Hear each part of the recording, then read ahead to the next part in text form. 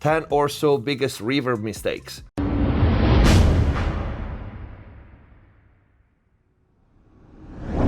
Hello everyone, welcome back to MixFest TV. Hope you're having a great day. Before we start, please check the info box down below for my mixing courses from ProMix Academy, free plugins, special discounts and offers. And if you really want to learn how to mix and master professionally, click the join button down here, become a MixFest TV member, access the already big and always growing library of full mixing courses start to finish, mastering courses on so many different genres and a lot more. And if the videos are helping you, please consider using the new feature, the super thanks, down here and support the channel. Let's get to the video. As the previous videos in the same fashion, this is going to be a quick list. So let's get to the first one. This is the most basic, not EQing your reverb send and returns. You don't always want the full bandwidth of any track that you send to a reverb to excite the reverb. In this case, you EQ your send before. So when you send a track to a reverb, like in this case, I'm sending this vocals. It's changing all around.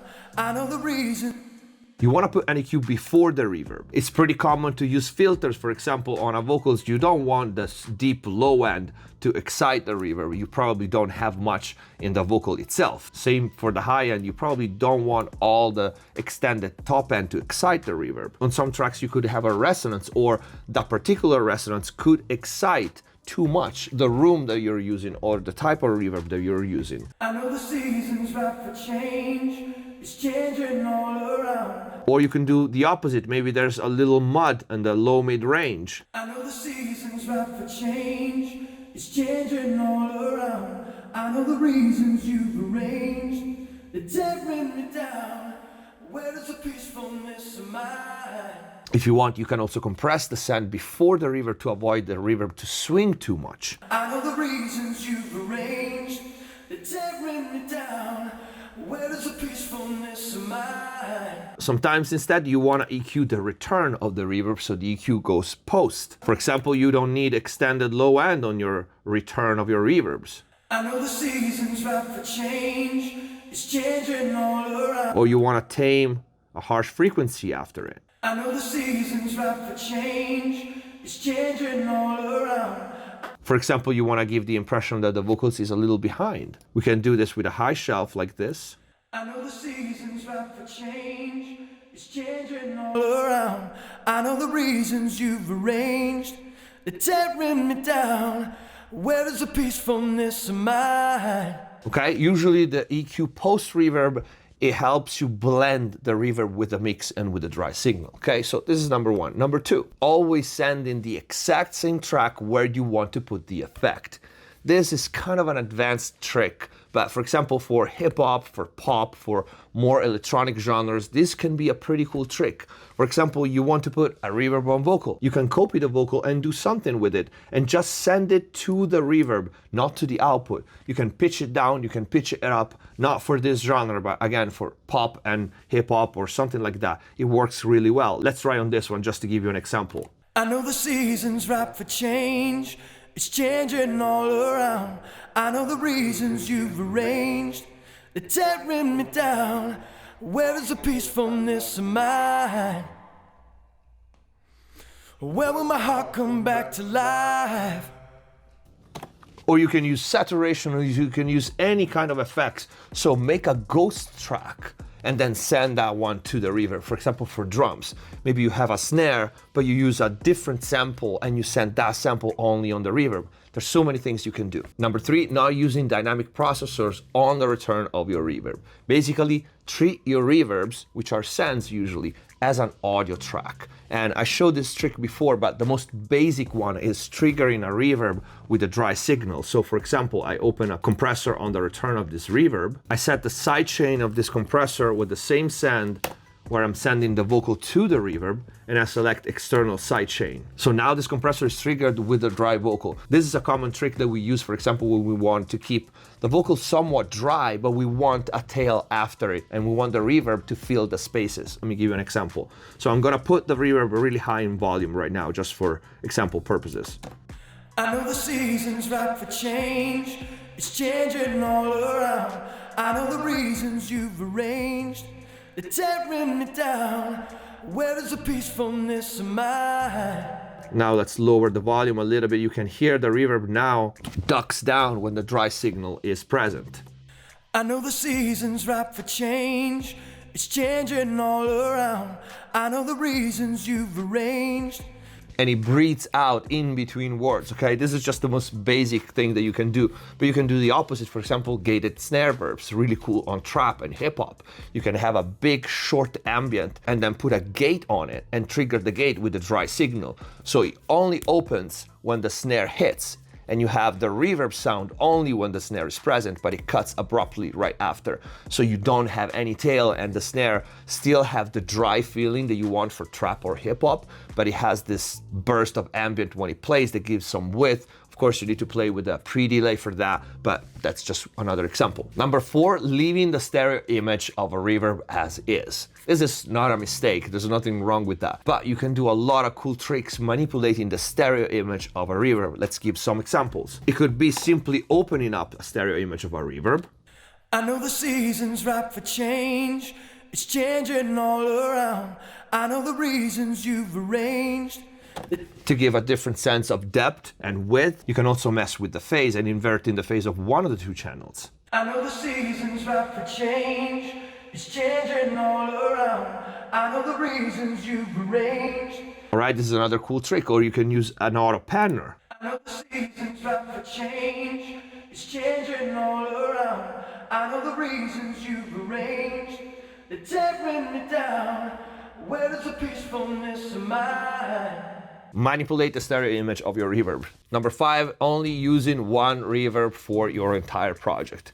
I mean, this is not really a mistake, but it's pretty damn boring. So pick different reverbs, different colors. Remember, depth is, for the most part, created with short delays and reverbs and EQ. You want maybe a clear one and a color one, a gritty one, lo-fi, and a very pristine one. Just differentiate your reverb. You can use the same one, but maybe change settings, like in the vocal video that I released not long ago. Number 6, picking the wrong algorithm. Unfortunately, I can't tell you what algorithm is right for any track or whatever track you're working on a given day. Picking the right algorithm is 50% experience and 50% taste. And the first one you can get, the second, some people have it, some people don't. But pay attention and try to understand what certain algorithms do and how different they are from the next. Let's do a quick example with this vocal. Let's compare like a large hall. I know the season's ripe for change. It's changing all up. With a play. I know the season's ripe for change. It's changing all around. Don't listen only to the frequency response, okay? The plate is brighter and everything else.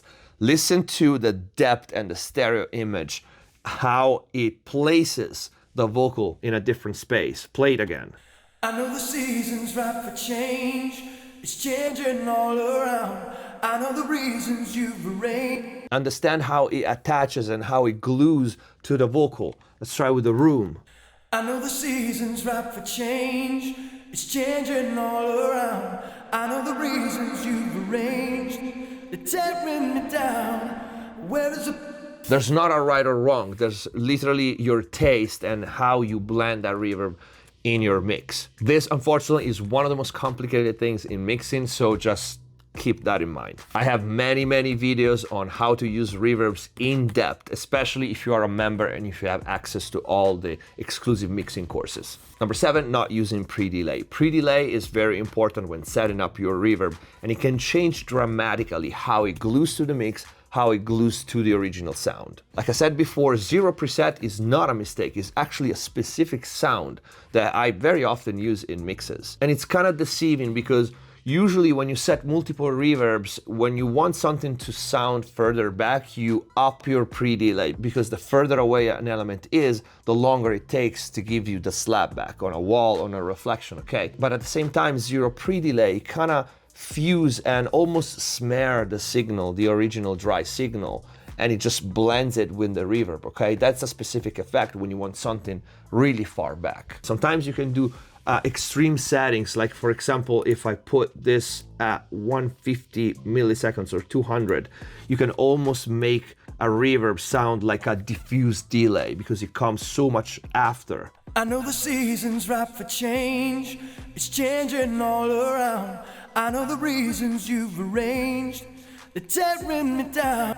Okay, is a very different way to use a reverb in that way, and just by using the pre-delay. Number 8, using too short reverbs and not paying attention to phase. Now, in layman terms, a reverb is just a number of very short delays, okay? A clutter, we can call it. And when you use very short reverbs, these many delays are so close to each other that they can cause some sort of phase cancellation with the dry signal. Let's try that. Pay attention to the overall tone of the vocals when I start here with 50 milliseconds. I know the season's ripe for change.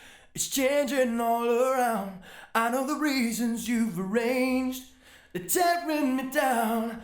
Where is the peacefulness of mine? You can hear at 70 milliseconds, something changes in the tone of the vocal, right? So pay attention to that when you use, especially if you use multiple very short delay times, you need to pay attention to the overall tone. And if some EQ adjustments need to be made, bust them together and EQ the whole thing as if it was one track. Number 9, I think, not timing your reverb tails. Now, this is again not a rule, especially for something like a synth, a pad, or a vocal, but for transient material like a snare, percussion, toms, whatever that is, it's a good starting point to sync your tail to the BPM of the song. Okay, this is just a starting point, but more often than not, that's gonna be the right setting, especially, like I said, for percussive material. Number 10, not all the reverbs needs to be obvious and heard in the mix. I have many videos, especially in the member section, on how to use invisible ambient. Sometimes you want to create depth and width, and that's done also with reverbs, but you don't want to actually be able to pinpoint that there is an ambient or a reverb on the given track, whether a guitar or a vocal or something like that. So not every reverb is obvious, but even when you hear pretty dry sounding mixes, keep in mind that there's more reverb that you can tell just by listening to the mix. Number 11, being scared of complicated effect matrix. I probably thought this more than anybody else. My effects chains are very complex. So I should say probably more than not being scared, be more creative and don't stop at 1 or 2 reverbs. Sometimes I have 2 reverbs, one next to the other. Sometimes they have a delay in between. I send my reverbs to delays and delays to 2 reverbs. I use 2 different reverbs left and right for a stereo source. I pan these 2 different sources with an auto panner. So there's a lot you can do. And sometimes the chains of effects can be very complex, but it's not like, oh my God, I have too much EQ. With effects, there's no rules. It's your taste, it's your creativity. Last one is pretty obvious, but it's worth mentioning. Only using stereo reverbs. Remember, if everything is white and stereo, nothing is white and stereo. In a mix, you need contrast. You need dark things for things to be bright. You need narrow things for things to be wide. And with effects, it's the same things. All layers are needed for your mix to sound 3D and wide and have depth. Okay, so mono reverbs are very important. You don't need many usually in a mix, but 1 or 2 on key elements can really help you achieve more depth in a mix. And this is it for this video. If you have questions, leave it in the comment down below. If you like the video, leave a like and please consider using the super thanks, the new features, and support the channel. Check the links in the info box before you go. Subscribe if you haven't already. Stay safe. See you next time. Hands on my neck, hands grip my throat. Lift me up.